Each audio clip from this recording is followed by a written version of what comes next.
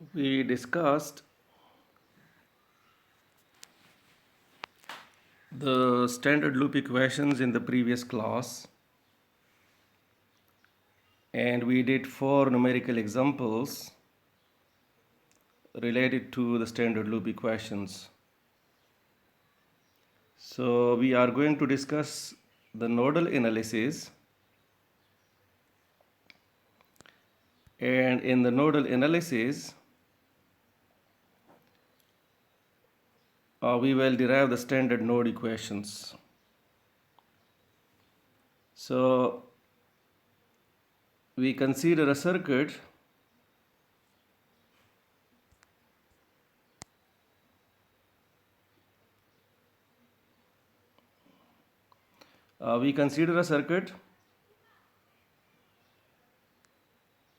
which has two nodes. So there are two nodes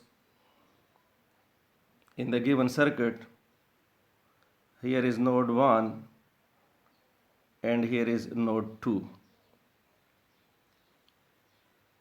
You know that node is also known as junction. So there are two junctions in the given circuit, junction number 1 and junction number 2.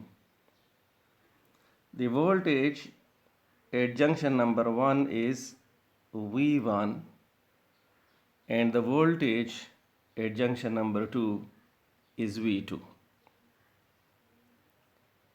V1 is the voltage at junction number 1.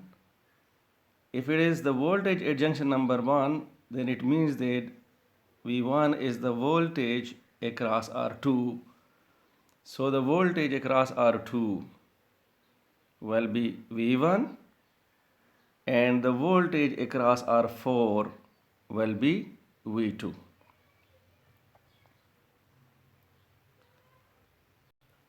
The current in the resistor R1 is I1. The current in the resistor R2 is I2. The current in the resistor R3 is I3. The current in the resistor R4 is I4. And the current in the resistor R5 is I5. So we are going to derive the standard node equations for the given circuit,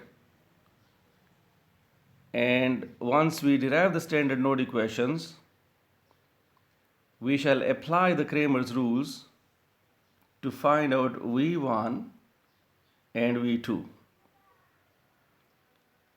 Once V1 and V2 are known, you guys can find out the branch currents.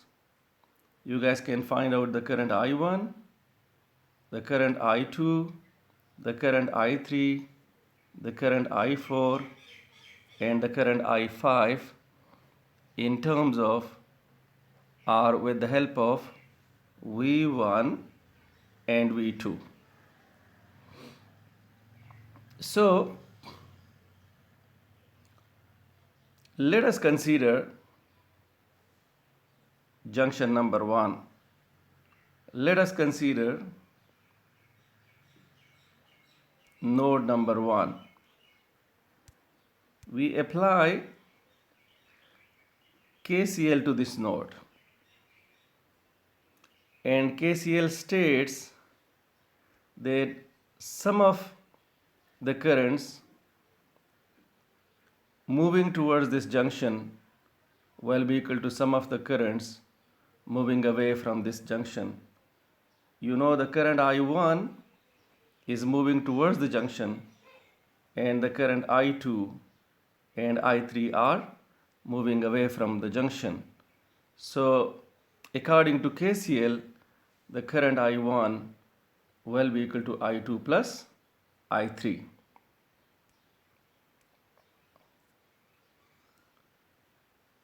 The current I1 is equal to I2 plus I3, and this is equation number 2.12.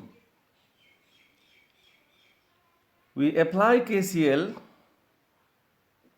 to node 2. Here is the second node of the circuit. The voltage at the second node is V2. We apply KCL to this node. According to KCL, the sum of the currents moving toward this node will be equal to the sum of the currents moving away from this node. So according to KCL, I3 is equal to I4 plus I5. So we apply KCL to node 2 and we obtain equation number 2.13. The current I3 is moving towards the second node and these two currents are moving away from the second node. So I3 is equal to I4 plus I5. We are going to find out the equations for I1, the equation for I2, the equation for I3, the equation for I4, and the equation for I5. And we shall find out the equation for all these currents in terms of V1 and V2. You see, there are three loops in this circuit. Here is loop number 1, here is loop number 2, and here is loop number 3. So we consider loop number 1 and we apply KVL to this loop. According to KVL, the sum of the voltage rises in this loop will be equal to the sum of the voltage drops, keeping in view the direction of the current I1. The voltage across the source is a voltage rise. The voltage across the resistor R1 is I1 R1, and this voltage is a voltage drop. The voltage across R2 is V1, and this is a voltage drop. So we, in order to apply KVL to loop number 1, we consider this current in loop number 1, because you see the current in the loop will be the current in the resistor R1. So anyhow, we consider the current of the resistor R1 in loop number 1. So according to KVL, the voltage across the source, which is a voltage rise, will be equal to I1 R1, which is a voltage drop, plus V1, and V1 is a voltage drop as well. So let us consider this equation in the previous slide. There are three loops in the given circuit diagram, and we assume that the current in loop number 1 is I1. We apply KVL to this loop. According to KVL, the sum of the voltage rises in loop number 1 will be equal to the sum of the voltage drop. The voltage across the resistor R1 is a voltage drop. The voltage across R2 is V1, and this is a voltage drop. So we obtain equation number 14 with the help of KVL. And we find out the equation for I1 from equation number 14. So equation number 14 implies that the current I1 is equal to E1 minus V1 by R1. So this is the equation for the current I1 in terms of V1. Now we consider the second loop. We consider loop number 2. Here is loop number here is loop number 2, and you see we consider the current I3 in the second loop, and this current is in the clockwise direction. So the current in the second loop is I3, and this current is in the clockwise direction. Keeping in view the direction of the current I3, V1 is a voltage rise. The voltage across R3 is I3R3. This is a voltage drop, and the voltage across V2 is a voltage drop. So we consider the direction of the loop current I2, and we conclude that V1 is equal to I3R3 plus V2. So let us consider this equation, which is obtained with the help of KVL. Okay, so here is the equation which is obtained with the help of KVL. We apply KVL to loop number 2, and we obtain V1. V1 is the voltage rise in loop number 2. The voltage across R3 is a voltage drop. The voltage across R4 is V2, and that is a voltage drop as well.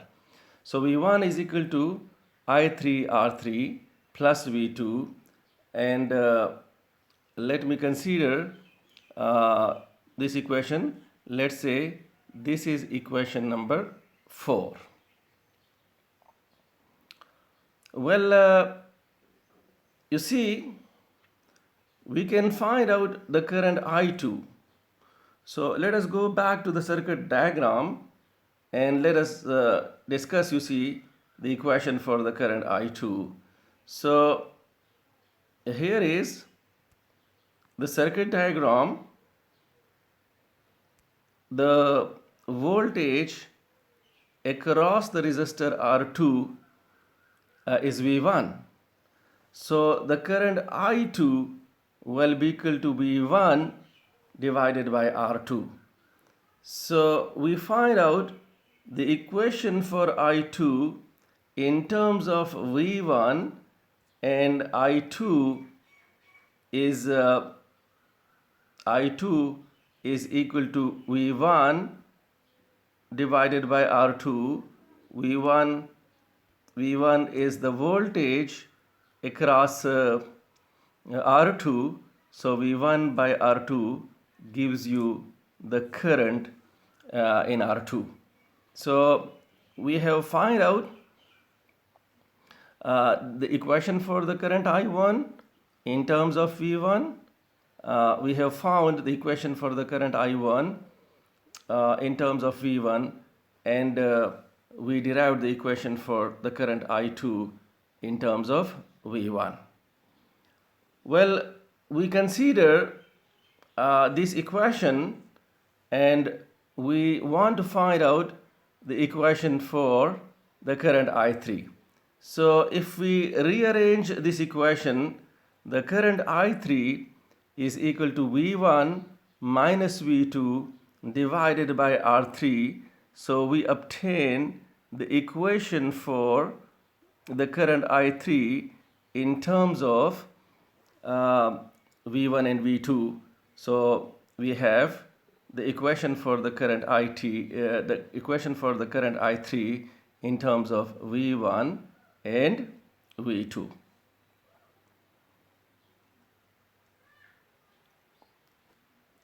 We are going to find out the equation for the current I4. So let us consider the current I4 in our circuit diagram. The voltage across R4 is V2. So the current I4 is equal to V2 by R4. The voltage across the resistor R4 divided by the resistance R4 gives you the current I4. So the current I4 is equal to V2 by R4. The current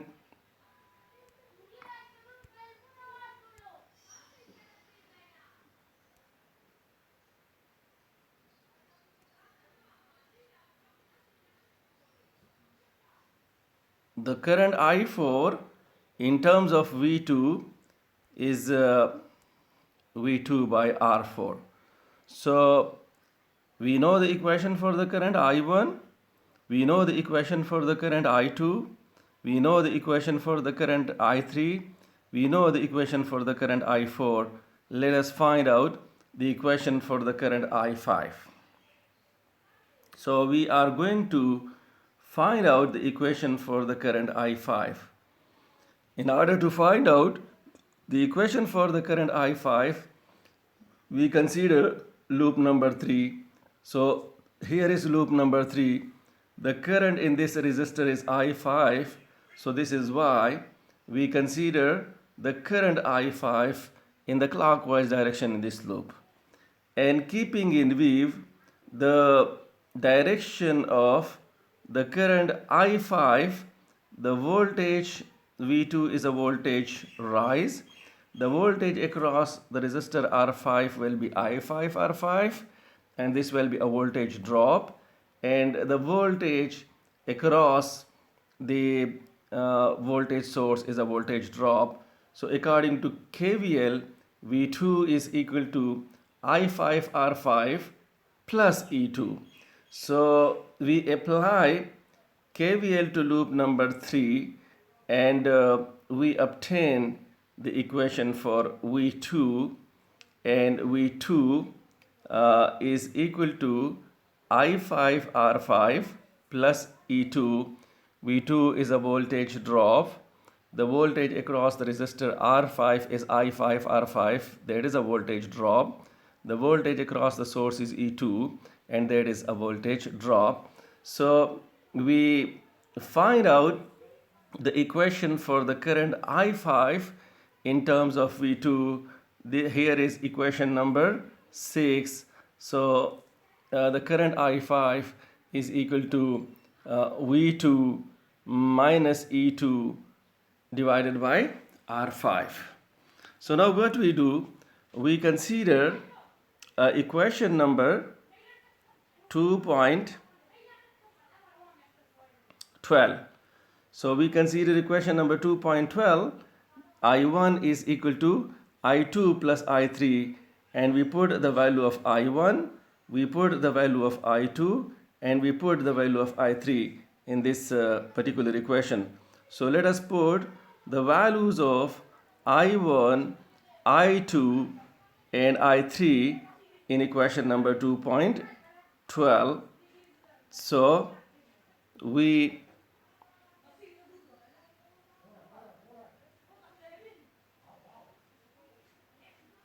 consider equation number 2.12.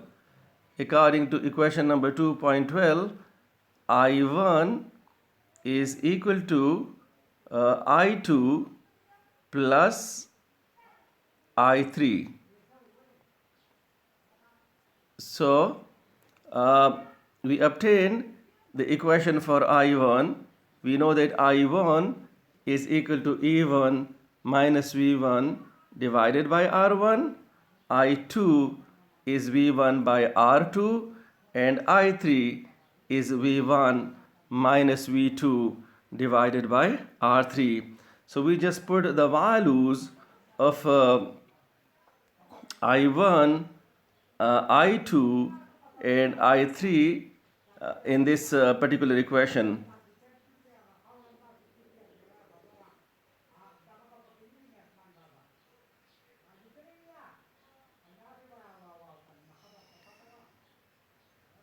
if we put the values of the current I1, I2 and I3 in this particular equation, we obtain this equation. And we are going to rearrange this equation. So we are going to rearrange this equation. We are going to rearrange this equation. So let us rearrange this equation. Rearranging this equation, we obtain. You see, we will obtain E1 by R1, and E1 by R1 will be equal to V1 by R1 plus V1 by R2 plus V1 by R3 minus V2 by R3. So we take V1 by R1 to the right hand side of this equation, right? So let us rearrange this equation. If we rearrange this equation, we get V1 by R1 plus V1 by R2 plus V1 by R3 minus V2 by R3, that is equal to E1 by R1. So if we rearrange the previous equation, we obtain equation number 23. We know that the reciprocal of the resistance is known as conductance, and conductance is represented by G. So the reciprocal of the resistance is known as conductance. The unit of the conductance is mho. So we shall represent the reciprocal of the resistance by G. And if you focus on the equation on the right hand side, you see we have the voltage divided by resistance, which gives you the unit of current. So this is why we replace this right hand side by the symbol of current Ig1. You see, this current does not exist in any portion of the given circuit. If you look at the circuit once again, there are five currents in the circuit: I1, I2, I3, I4 and I5. Ig1 does not exist in any portion of the given circuit. This is just a way to find out the unknown quantities in the given circuit. So we just replace the quantity on the right hand side of equation number 23 by the symbol of current. Why? Because this gives you the unit of current.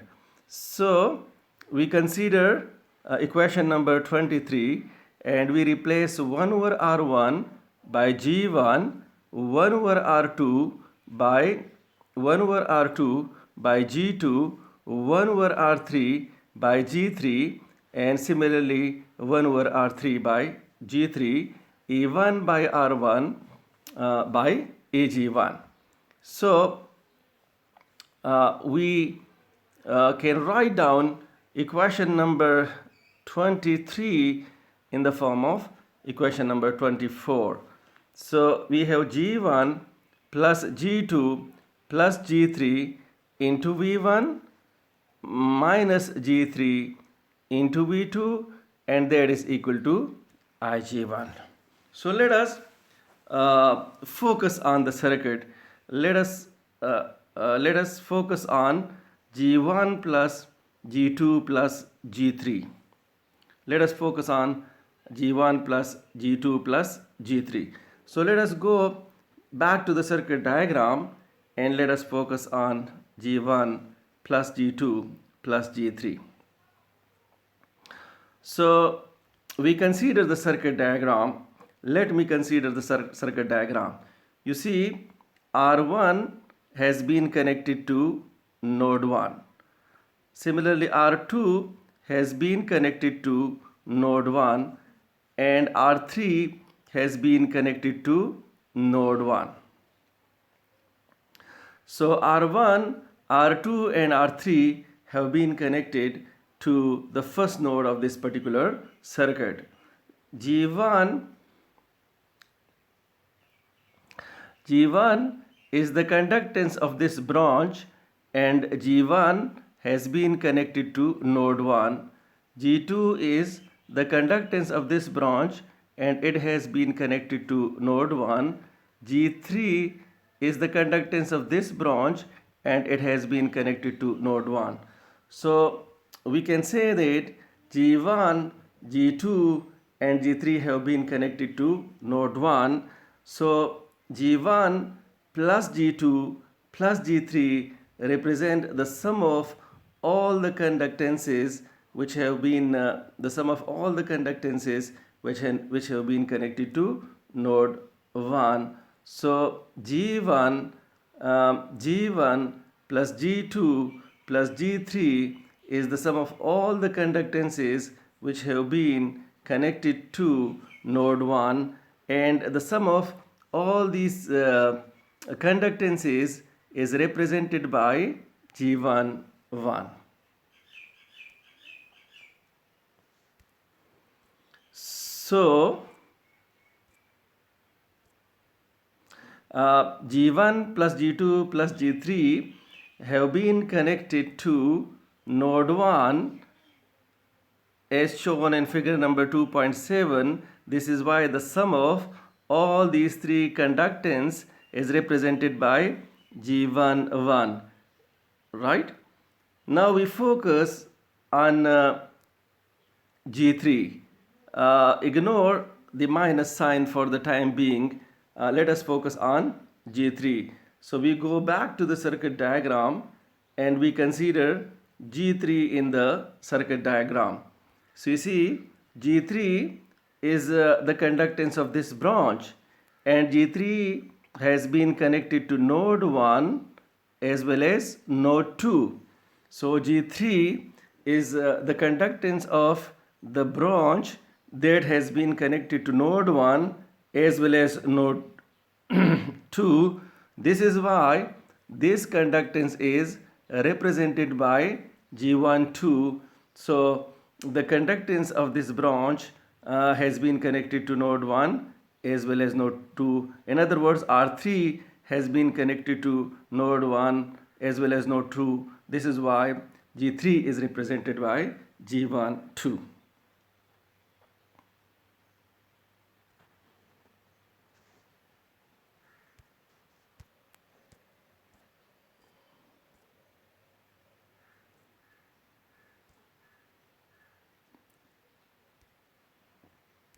So here is equation number 24. G1 plus G2 plus G3 represents the sum of all the conductances connected to node 1, and this sum is represented by G11. G3 is the conductance of the resistor that has been connected to node 1 as well as node 2, and this conductance is represented by G13. So we get G11 into V1 plus G1, this is G12, sorry, okay.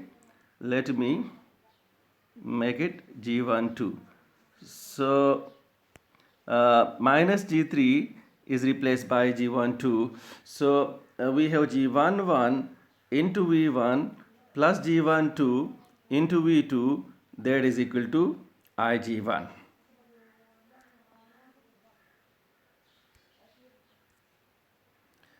So we obtain equation number 25. This is a very important equation. We shall discuss, you see, the importance of this equation later on. So we focus on equation number 25. G11 into V1 plus G12 into V2 is equal to Ig1. Now we consider equation number 13. So let us consider equation number 13. If you consider equation number 13, equation number 13 says that the current I3 is equal to I4 plus I5. So this is equation number 13. Basically, we applied KCL to the second node and we obtained this particular equation. So we put the values of I3, I4 and I5 in this particular equation. This was the equation for the current I3. I3 is equal to V1 minus V2 divided by R3. Here is the equation for the current I2. I2 is equal to V2 by R4, and here is the equation for the current I5. I5 is equal to V2 minus E2 divided by R5. So we consider equation number 13 and we put the values of the current I3, I4 and I5 in equation number 13. If we put the values of the current I3, I4 and I5 in equation number 13, we obtain equation number 26. The current I3 is equal to V1 minus V2 divided by R3. The current I4 is equal to V2 by R4, and the current I5 is equal to V2 minus E2 by R5. So what we do, we rearrange this particular equation. If we rearrange this particular equation, we get minus 1 over R3 into V1 plus 1 over R3 plus 1 over R4 plus 1 over R5 into V2, and we get E2 by R5 on the right hand side of equation number 27. We know that the reciprocal of the resistance is known as conductance. So minus 1 over R3 is represented by G3. 1 over R4 is represented by G4, and 1 over R5 is represented by G5. So equation number 27 can be written as G minus G3 into V1 plus G3 plus G4 plus G5 into V2, and that is equal to E2 by R5. This is equation number 27.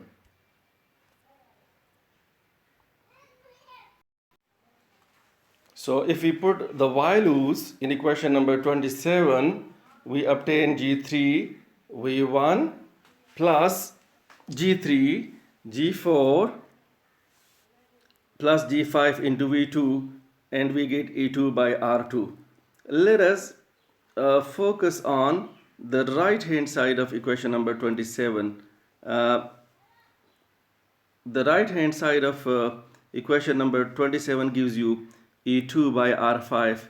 E2 is the voltage across the second source. R5 is a resistance. So voltage divided by resistance gives you the unit of current. So as this gives you the unit of current, this is why we represent this quantity by Ig2.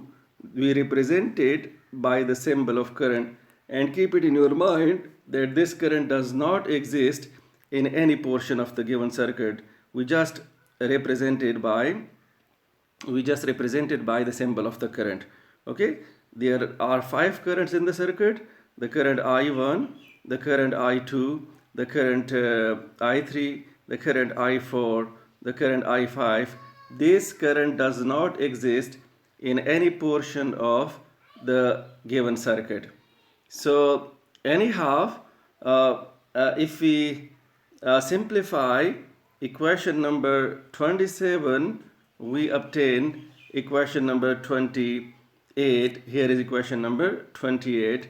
So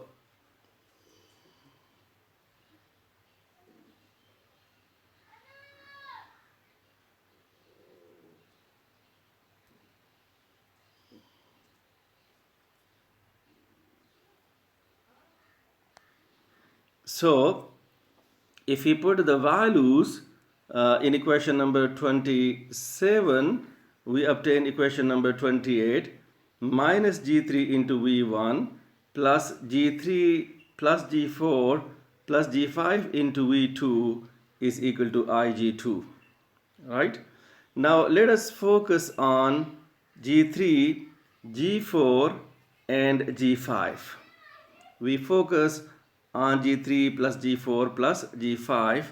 So let us go back to the circuit diagram. We go back to the circuit diagram.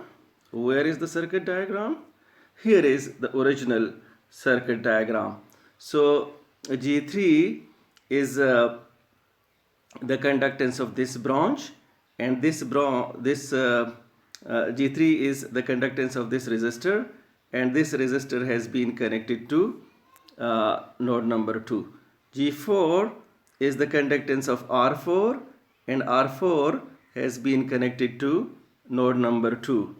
And similarly, G5 is the conductance of R5, and it has been connected to node 2. So G3 plus G4 plus G5 gives you the conductances of all the conductance G1 plus G2 plus let me repeat this sentence. G3 plus G4 plus G5 gives you the sum of all the conductances connected to node 2. So the sum of all these conductances which have been connected to node 2 is represented by G22. And you see G3 is the conductance of the resistor which has been connected to node 1 as well as node 2. So this conductance is represented by G21, and we know that G21 will be equal to G12. So we consider the equation once again.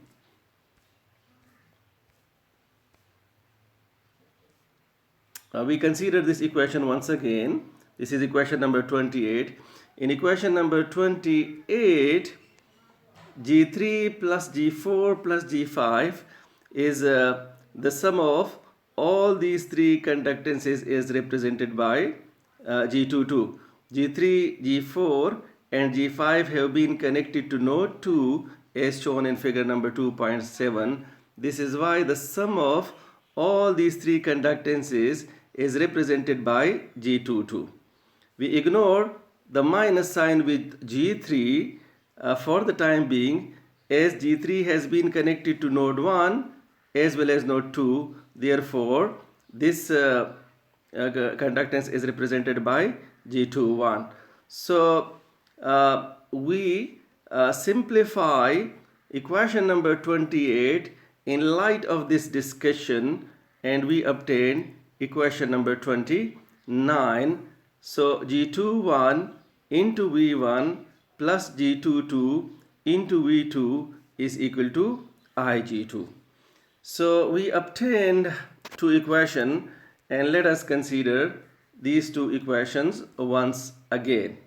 So we consider these two equations once again. We obtain these two equations, that is G11 into V1 plus G12 into V2. This is equal to IG1. G21 V1 plus G22 V2 is equal to IG2. These two equations are known as the standard node equations for a circuit having two nodes. So we can conclude that the number of standard node equations depends upon the number of nodes in a circuit. If there are two nodes in a circuit, there will be two standard node equations for that particular circuit. If there are three nodes in a circuit, there will be three equations. If there are four nodes in a circuit, there will be four equations. So the number of standard node equations depends upon the number of nodes in the given circuit. So we obtain two equations. These are the standard node equations for our circuit, as there are two nodes in our circuit. This is why we obtain two equations. So let us consider a circuit with three nodes. If we consider a circuit with three nodes, we will obtain three equations. So if a circuit has three nodes, there will be three standard node equations for that particular circuit. Here is equation number 1, G11 into V1 plus G12 into V2 plus G13 into V3 is equal to Ig1. Here is equation number 2, G21 V1 plus G22 into V2 plus G23 into V3 is equal to Ig2. Here is equation number 3, G31 into V1 plus G32 into V2 plus G33 into V3 is equal to Ig3. So these are the standard node equations for a circuit having three nodes. Let us consider a circuit having n nodes. So if a circuit has n nodes, there will be n equations. So here is the first equation, the first standard node equations for a circuit with n nodes, G11 into V1 plus G12 into V2 plus G13 into V3 and so on plus G1n into Vn, which is equal to Ig1. Here is equation number 2, G21 into V1 plus G22 into V2 plus G23 into V3 and so on plus G2n into Vn, which is equal to Ig2. Here is equation number 3, G31 into V1 plus G32 into V2 plus G33 into V3 and so on plus G3n into Vn is equal to Ig3 and so on. The last equation, there is equation number n. This will be your equation number n. Equation number n will be equal to Gn1 into V1 plus Gn2 into V2 plus Gn3 into V3 plus Gnn into Vn. This will be equal to Ign. So if a circuit has three nodes, there will be if a circuit has three nodes, there will be three standard node equations for that particular circuit, and if there are n nodes in a circuit, there will be n standard node equations for that particular circuit. So what we do, we consider the standard node equations for our original circuit. These are the standard node equations for our original circuit. So we are going to write down the standard node equations for our circuit in the matrices format. So we will obtain a matrix for G, we will obtain a matrix for V, and we will obtain a matrix for V. So there will be three matrices. We will have a matrix for G, we will have a matrix for V, and we will have a matrix for Ig1 and Ig2. Let me represent this matrix by matrix I. So we are going to write down these two equations in the matrices format. So let us write down these two equations in the matrices format. So here are the matrices format of the standard node equation. This is the G matrix, and the members of the G matrix are G11, G12, G21, G22. Here is the voltage matrix. The voltage at node 1 is represented by V1. The voltage at node 2 is represented by V2. And on the right hand side, we have the matrix for the current for the currents. We have Ig1, Ig2. So if you look at the size of the G matrix, the order are the size of the G matrix is 2 by 2. So the size of the G matrix depends upon the number of nodes. If there are 2 nodes in a circuit, the size of the G matrix will be 2 by 2. If there are 3 nodes in a circuit, the size of the G matrix will be 3 by 3. If there are 4 nodes in a circuit, the size of the G matrix will be 4 by 4.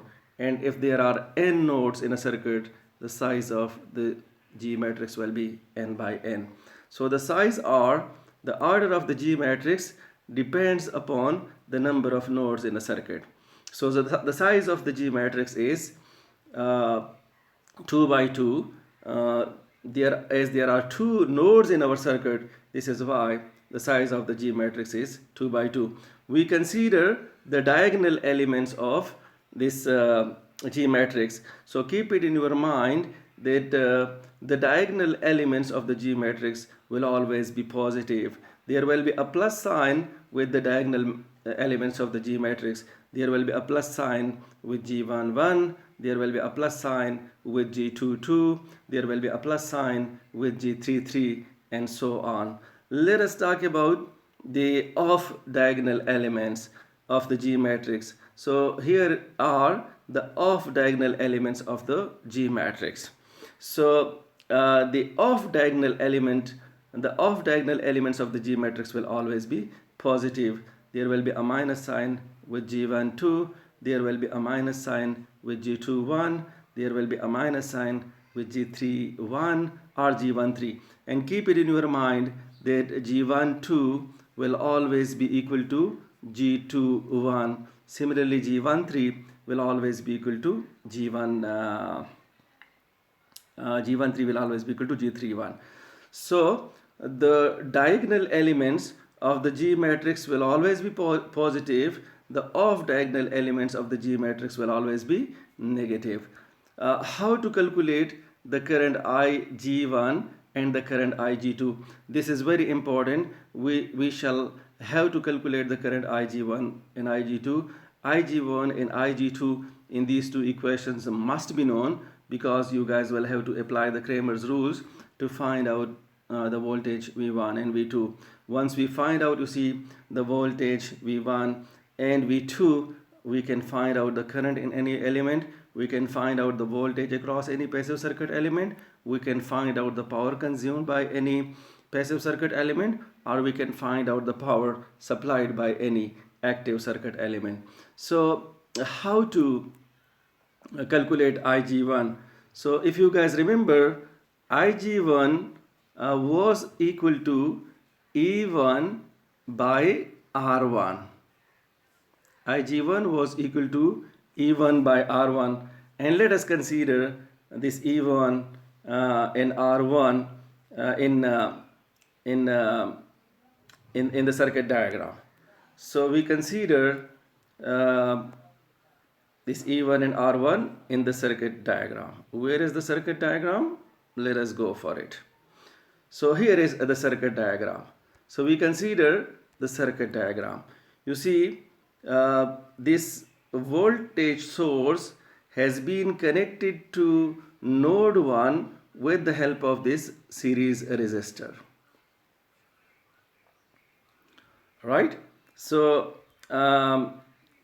IG1 is basically equal to the voltage of the voltage source connected to node 1 divided by the series resistance of the resistor.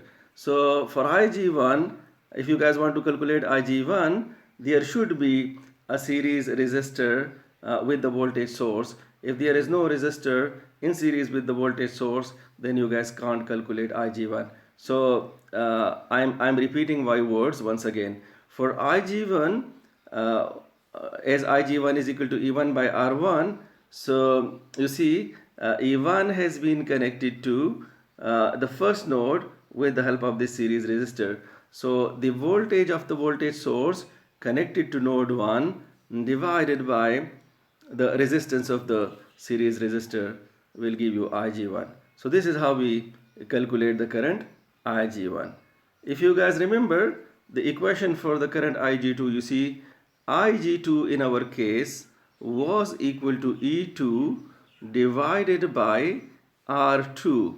So we consider E2 in our circuit diagram. Sorry, this was R5. Okay, let me write out this equation once again. Ig2 was equal to E2 divided by R5, right? So we consider E2 and R5 in our equation. So you see, here is E2. E2 has been connected to node 2 with the help of this series resistor. You see, R5 is in series with this voltage source. So E2 has been connected to the second node with the help of this series resistor. So the voltage source which has been connected to node 2 divided by the resistance of the series resistor will give you the current Ig2. The voltage of the voltage source connected to node 2 divided by the resistance of the resistor connected to node 2 which is in series with this voltage source will give you the current Ig2. So this is how we calculate the current Ig1 and Ig2. So we consider the standard node equations in the matrices format for the given circuit. These are the standard node equations in the matrices format for the given circuit diagram. Here is the G matrix. The size of the G matrix depends upon the number of nodes in a circuit. If there are 2 nodes in a circuit, the size of the G matrix will be 2 by 2. If there are 3 nodes in a circuit, the size of the G matrix will be 3 by 3. All the diagonal elements of the G matrix are positive. All the off diagonal elements of the G matrix are negative. Here is the voltage matrix, and we shall apply the Cramer's rules to find out, you see, the elements of the voltage matrix. And on the right hand side we have the current matrix. We will have to calculate the current Ig1 and the current Ig2. How do we calculate Ig1? You see, Ig1 is equal to E1 by R1, and you see, if you look at the circuit diagram, E1 has been connected to node number 1 with the help of this series resistor. So the voltage of the voltage source connected to junction 1 divided by the resistance of the series resistor gives you the current Ig1. Similarly, if you look at the equation for Ig2, Ig2 is equal to E2 by R5, and you see E2 has been connected to the second junction with the help of the series resistor R5. So the voltage of the voltage source connected to junction number 2 divided by the resistance of the series resistor will give you Ig2. We shall apply the Cramer's rules to find out V1 and V2. So we shall find out V1 and V2 with the help of Cramer's rules. So for V1, we replace the first column of the G matrix by Ig1 and Ig2. The second column of the G matrix remains unchanged. We divide this determinant by the determinant of the G matrix. This will give you V1. For V2, we replace the second column of the G matrix by Ig1 and Ig2. The first column of the G matrix remains unchanged. We divide this we divide this determinant by the determinant of the G matrix, and by the determinant of the G matrix, and we find out, you see, V2. So once V1 and V2 are known, we can find out all these 5 currents. We know that the current I1 is basically equal to E1 minus V1 divided by R1. So you guys can find out, you see, the current I1. Why? Because V1 will be known, E1 will be known, R1 will be known. Similarly, if V1 and V2 are known, we can find out the current I2 the current I2 is equal to V1 by R2. So once we know V1, we can find out the current I2. Similarly, we can find out the current I3 in terms of V1 and V2. I3 is equal to V1 minus V2 divided by R3. So if V1 and V2 are known, we can find out the current I3. The current I4 in terms of V2 is equal to V2 by R4. We can find out the current I4 in terms of V2. And finally, the current I5 in terms of V2 will be equal to V2 minus E2 divided by R5. So we can find out, you see, I5 with the help of this particular equation. So if these currents are known, if these currents are known, we can find out the voltage across any resistor. We can find out the power consumed by any resistor. We shall do a few numerical examples in the upcoming class. So God bless you and thank you so much.